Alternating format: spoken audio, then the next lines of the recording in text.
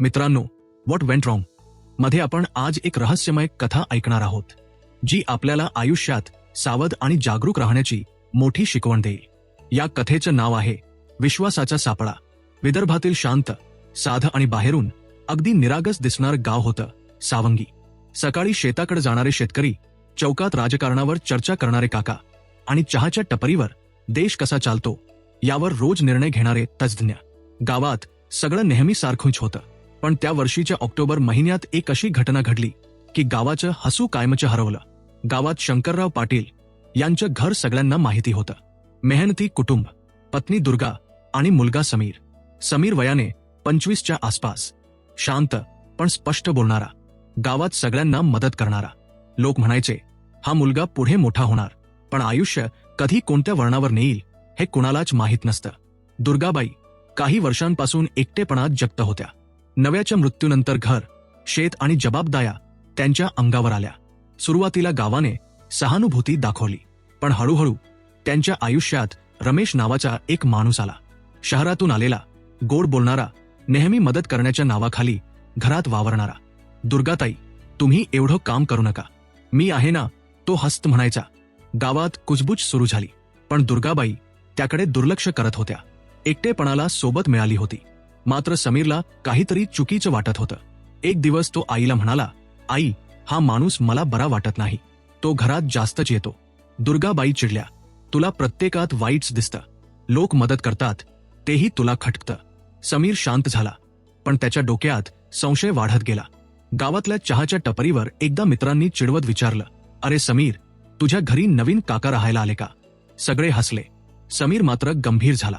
त्याला जाणवलं, गोष्ट आता गावभर पोहोचली आहे. दरम्यान रमेशच्या घरात वावर वाढतच गेला. तो निर्णय घेऊ लागला, शेत विकायचं का, पैसे कुठे गुंतवायचे. जणू घराचा मालकच झाला होता. एक रात्री समीरने ठामपणे आईला सांगितलं, आई, हा माणूस आपल्याला वापरतोय, सावध रहा. त्या रात्री घरात मोठा वाद झाला. दुर्गाबाई रडत म्हणाल्या, तू माझं आयुष्य समजून घेत नाहीस. त्या दिवसानंतर आई मुलामध्ये शांत युद्ध सुरू झालं. रमेशला समीर अडथळा वाटू लागला.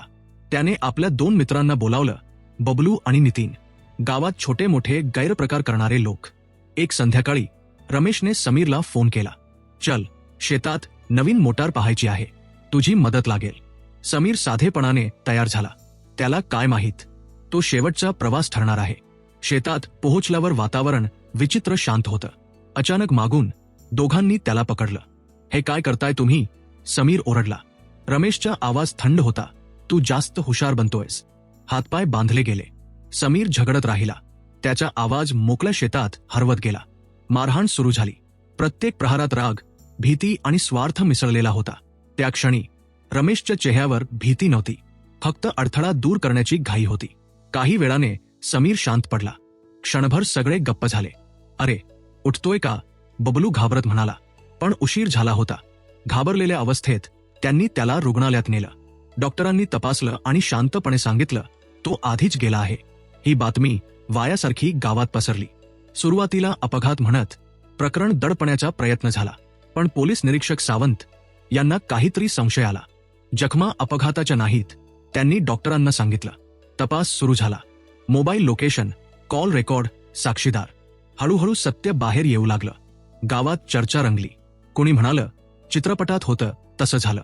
दुसरा म्हणाला, चित्रपटात तरी शेवटी हिरो वाचतो. 24 तासात पोलिसांनी चौघांनाही अटक केली. चौकशीत सत्य बाहेर आलं आणि गाव हादरलं. दुर्गाबाई पोलीस स्टेशनमध्ये बसून रडत होत्या. त्यांना आता समजलं होतं, क्षणिक भावनांनी आयुष्य उद्ध्वस्त केलं होतं. निरीक्षक सावंत शांतपणे म्हणाले, चुकीचा विश्वास कधी कधी सर्वात मोठा गुन्हा बनतो. गावात काही दिवस शांतता होती. चहाच्या टपरीवरही विनोद थांबले होते.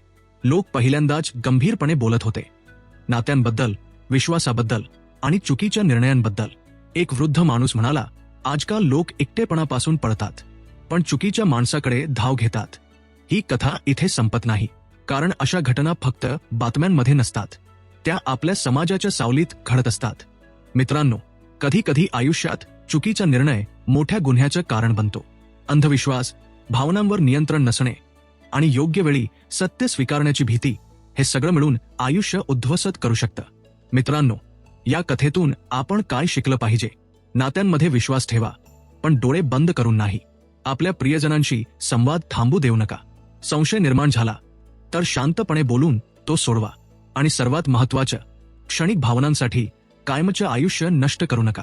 मित्रांनो, अशाच रहस्यमय आणि विचार करायला लावणाऱ्या कथा ऐकण्यासाठी आमच्या YouTube चॅनलला नक्की सबस्क्राईब करा.